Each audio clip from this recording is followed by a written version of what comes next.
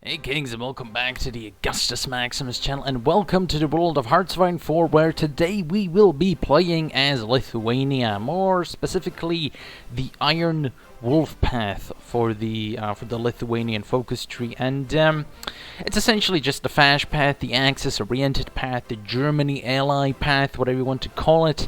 It's it's that type of path, and similarly to the other Baltic countries, the Lithuanian focus tree is more or less just kind of samey. There's the basically shared economic tree, there's the shared communist path tree, well, more or less shared.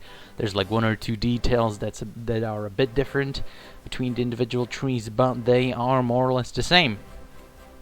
And then you have the military junta, whatever you want to call it, the military dictatorship path, which is essentially just the status quo. And then we have sort of a minor democracy path, and then we have the sort of fascist group path. And every single Baltic country, and there's a monarchist path for Lithuania, obviously, and all of the Baltic countries have one or two paths that are a little bit different. And for Lithuania, the Fash path is the Iron Wolf path. However, I think it is interesting enough, and it does allow you to sort of break Europe a little bit. It just sort of allows you to completely mess up the entirety of Central and Eastern Europe, even Western Europe to a certain extent. And if you know what you're doing, and it does require a little bit of trial and error, but I think I got it down to an exact science, what you're supposed to do in certain spots in which focuses you're supposed to pick, when, and when to do certain stuff, and which focuses just don't work because it's a new DLC and it hasn't really been patched all that much, and probably hasn't been really tested all that much because it required me to find all the broken stuff maybe just like 2 hours, but hey, there we go. It's a new DLC, so, and it's a minor country, so they probably didn't test it as much as, for example, the Polish or the Soviets. So, hey, but it's an interesting path. It does allow for some spicy stuff, and ultimately, the Lithuanian experience overall is actually relatively decent. Sometimes it's more akin to like the Greek focus tree than it is like the Soviet focus tree. I think the sort of the Baltic countries are, very similar. Very similar in nature to like Greece or Bulgaria when it comes to, well, they aren't as complicated as Bulgaria or as complex as Bulgaria. It's more akin to the Greek path, but I think that's actually quite okay because I really didn't expect much, and I was pleasantly surprised when the Baltic countries actually came out updated. I was pleasantly surprised because I expected more or less just sort of a Guanzi clique experience where you don't necessarily do all that much and you sort of have to break the game to even find it playable, whereas today we'll be breaking the game, but we don't need to break the game to find enjoyment. But yeah, let's just break apart Europe. It's gonna be a lot of fun. Alright, let's get the Wolfies in charge, and there we go. We are officially Iron Wolf Lithuania. It didn't really take all that long, but one thing that we're gonna consistently run into when playing at Lithuania, or any of the Baltic countries essentially, is just the very lackluster amount of manpower that we have.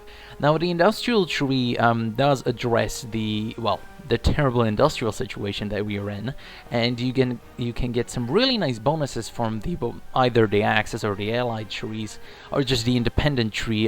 Doesn't really matter. The shared industrial focus tree, whatever you want to call it, focus tree path, is actually really nice. It's really nice, does give you a lot of bonuses, and the Iron Wolf Lithuania path does give you a lot of recruitable population, so that's very nice, as well as Lithuania does have some access to a variety of cores that, for example, Estonia or Latvia don't have access to. So, more specifically when it comes to Poland and stuff. But it does mean that we are gonna be able to remedy the situation we are in a tiny bit, but it's not going to be absolutely brilliant.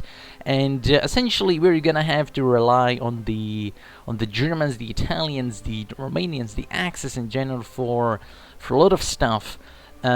because there's a giant red bear that's to the east, and we're gonna have to poke him a little bit later on. But one thing that's actually kind of tedious about the new update and about these minor countries is that they very often don't even have trains researched, and neither do they have like cars. Essentially, it's kind of like, really, did Lithuania not have trains in 1936? Did they really not have trains?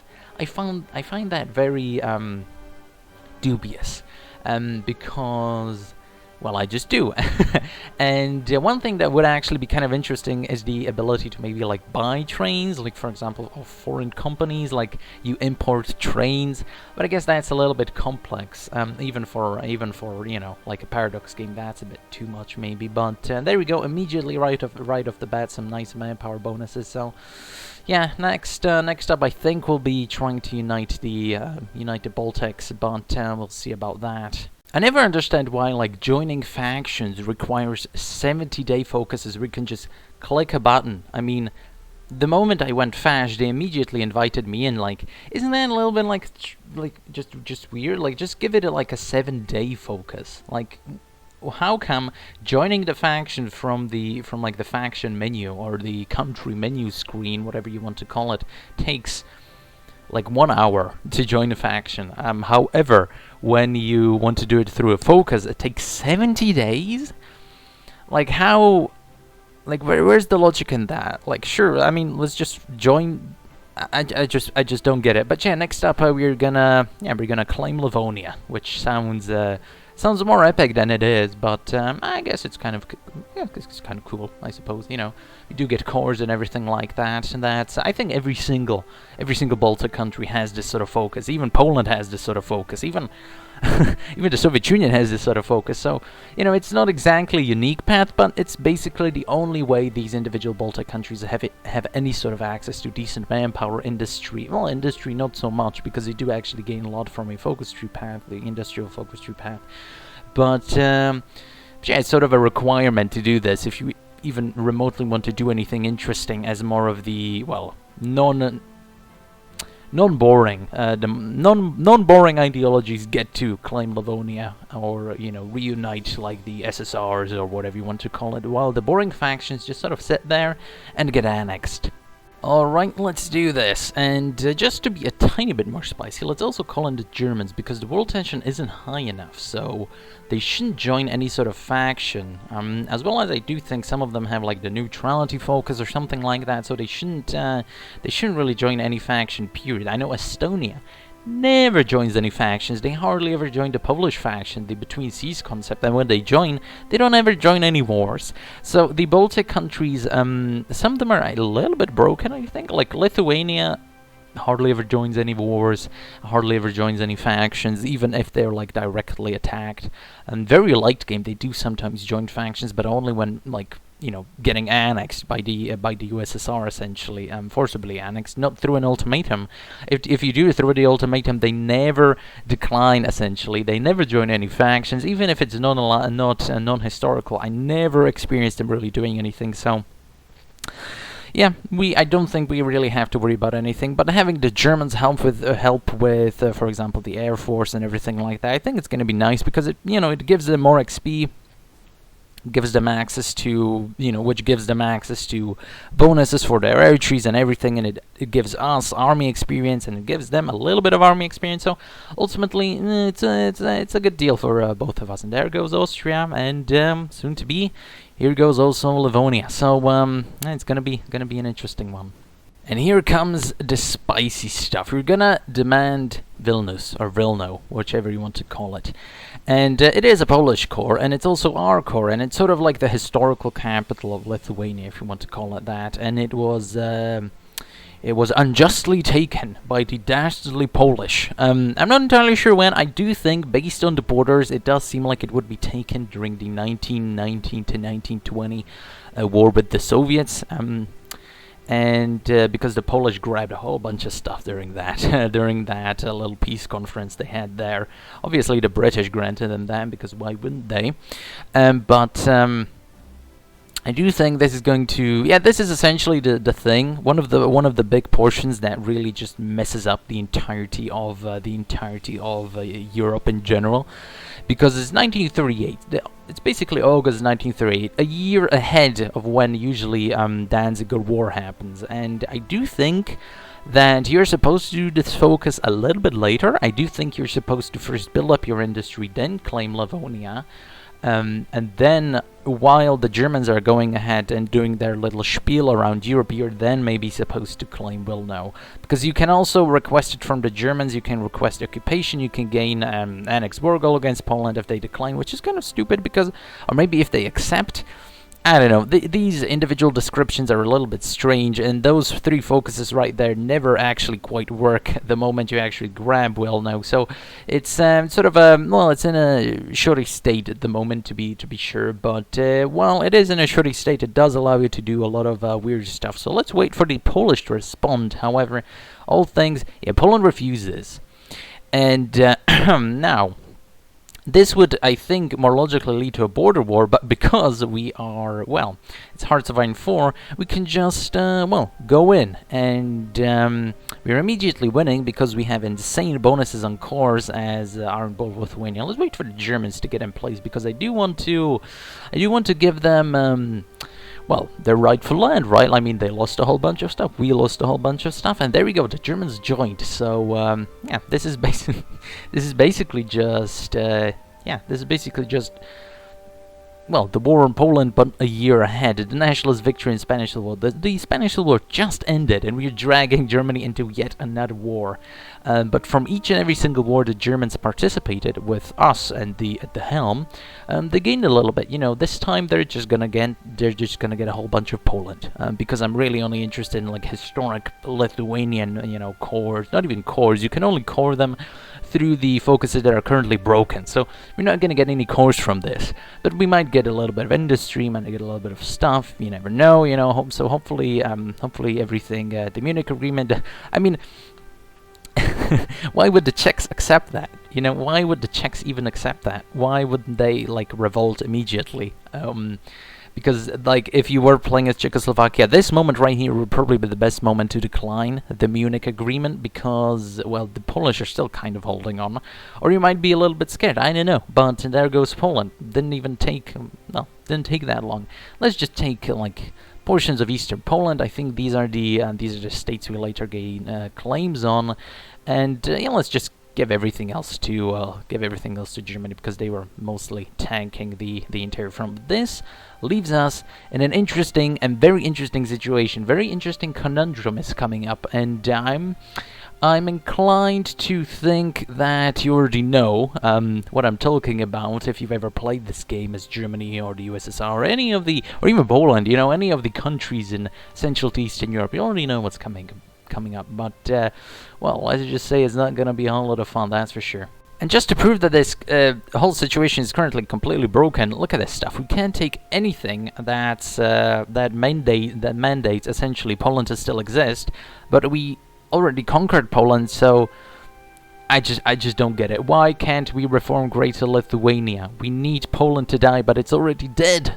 Okay, so we at least proclaimed Greater Lithuania, if nothing else. We proclaimed it, and Germany's already at war with the Western powers, and they're just now doing fate of Czechoslovakia, which is very interesting to do. You know, first basically the Low Countries, and then the rest of Czechoslovakia, and then the Molotov-Ribbentrop Pact. But the Molotov-Ribbentrop Pact is the one that well, that's essentially the entire point of doing Greater Lithuania, to capturing those Polish territories, is that this focus is going to be, well, the German focus right here is going to be, well, sort of the big turning point for us, I think. Well, and it's basically the one focus which isn't even done by us. You know, it's the international powers again meddling with our sphere, with our little sphere, and they're always bullying us, blah blah blah, everything like that. You know, the usual stuff. So we're gonna have to figure something out here. And here we go. Under the Molotov-Ribbentrop Pact, and because we're in the Axis and we do hold a majority of Eastern Poland, we have to also honor the pact, and if we don't honor it, neither do the Germans. So if the Soviets essentially gain nothing. They sign this whole agreement, they gain the claims and everything, and then they gain nothing from it, which is absolutely wonderful for us, obviously, because we want all of Poland for ourselves as payback.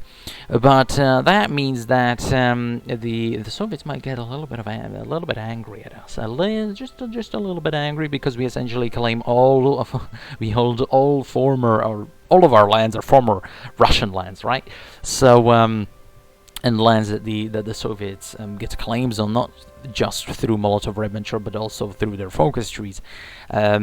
All of them, basically. And so this is going to be kind of interesting. And while Germany is doing its little spiel, I'm really worried about, and they do get a war goal on us, but not on Germany, which is kind of interesting, because Germany also holds lands that are present in Eastern Poland.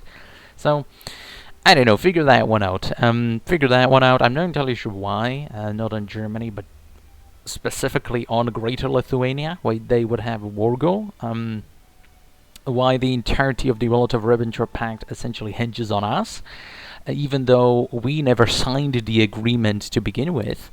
This is quite an interesting situation. I'm not entirely sure how this type of international situation would resolve itself in real life, but I know that Germany is having a grand old time in Scandinavia and the Low Countries and everything like that. They already took out Czechoslovakia, so might also there we go, they declared war. Well, that's going to be wonderful, but we do need Germany to help. Okay, Germany's not helping, so this might be a little bit more difficult than initially anticipated, but they want us to join their wars. I'm not entirely sure that's in our interest, but the Italians want to help us. Okay, at least Benito's here, so maybe it's going to be that bad.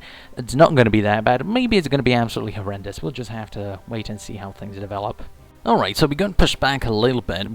More or less we stabilized the front, but the Germans didn't join yet, so maybe if we join their wars, and, against the Allies and everything, since the Allies won't really be able to reach us, and then they are able to join. So, this is, it's kind of well, and the USSR breaks the Molotov-Ribbentrop Pact. Obviously, they broke it, not us, not Germany, none of the above. They broke the Molotov-Ribbentrop Pact, even though we didn't honor the pact, so who knows who broke it, right? It's kind of a, it's, there is no event in the game that says Lithuania broke the Molotov-Ribbentrop Pact, and ultimately that would be kind of silly, wouldn't it? So, Poland is gone, and France is gone, all of the West is gone except for the United Kingdom, and, well, Africa. So it's going to be kind of easy, I think. Hopefully it's going to be easy. Our manpower issues are not going away anytime soon, so, well, this is going to be, well, a long slog now, but there's essentially nothing between us and Moscow. There are no allies. The Axis are having well, it's not necessarily a fun old time, but maybe a grand old time in Africa. And, so let's hope things just ultimately resolve themselves, and because the Axis are actually quite a bit more powerful, especially Germany is really powerful in this patch, the current version, essentially in the no step back version of the game, DLC, whatever.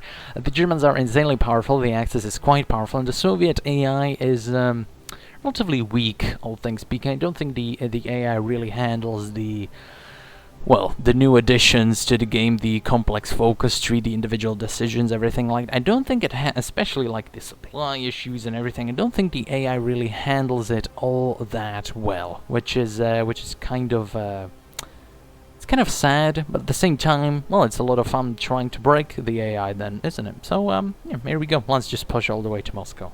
One bad thing about having Germany as an ally, especially if you're doing sort of an early war strategy, is that they go a little bit insane and try to antagonize essentially everyone around them. And this is probably because essentially the Soviets never claimed Bessarabia. So maybe that's why Romania is essentially an enemy. I'm not entirely sure. Why would the Germans declare war on Romania? Romania is a great AI ally.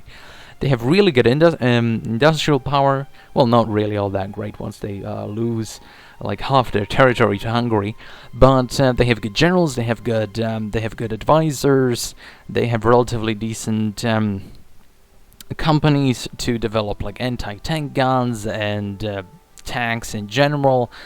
I don't get it. I really don't get it. Like, the Germans, if you go for an early war strategy, go absolutely ballistically insane. This time we actually got kind of lucky, because sometimes Germany likes to declare war on Hungary, on Romania, on Finland, on basically everyone except for the Italians. And that is really bad, because having, as the Axis, having Romania on side is insane, because not only do they have relatively decent amounts of manpower, they do have real good generals, they have good advisors, they have the oil fields, they have relatively decent resources. It's sort of a gateway into the Black Sea if you don't have Bulgaria yet. Hungary is also a very similar situation. They have really decent advisors, but they have all the aluminium. So I just don't get the AI sometimes, and it's a little bit troubling sometimes, but hopefully Bulgaria with the backstab is gonna be able to save us. And there we go, the Soviets are dead. The Soviets are dead, and I think that's it for a little campaign here, because we could go on and try to capitulate the Allies, but I don't really feel like going to Washington as Lithuania, which is, well, I don't really feel like trying to kill the United States as Lithuania with our like 10,000 manpower currently. But let's just capture all the little countries that we have claims on, because we proclaimed Greater Lithuania, so let's at least, try and get all the claimed land. It actually stretches out quite far. It's basically similar to the borders in EU4, right? It's basically like the extent, like the largest extent like Lithuania can grow in Europa Universalis 4. I think that's essentially our claimed territory here. And just to preserve border gore, we might actually want to take a little bit more, but first let's focus on the claims. And if you're able to actually core all of this stuff, if the focuses didn't just completely break, that would be even better. But for the time being, it's gonna have to suffice just to take it at a peace deal and call it a day. Moscow is not necessarily, but that's actually quite a large amount of territory, and we might want to also grab some of this stuff here. Maybe not. Maybe we'll just pop at the Germans or something. Not the Germans, the Soviets. But that's actually quite a large amount of land. This one, just to preserve border gore. And because the Germans obviously carry the majority of the weight, we might want to give them something. Not entirely sure, but so that's it for Iron Wolf Lithuania. A lot of nice focuses, a little bit broken at the moment, but in general you can do a lot of spicy stuff. You can break Europe just a tiny bit. We didn't break it completely, but we managed to essentially just completely remove Poland from the equation. We managed to decimate the Soviets in a very early war before they were able to gain any sort of bonuses, and we managed to drag Germany into all of our conflicts without really getting any repercussions from it. And so that's that. So thanks, Kings, for watching, and see you next time.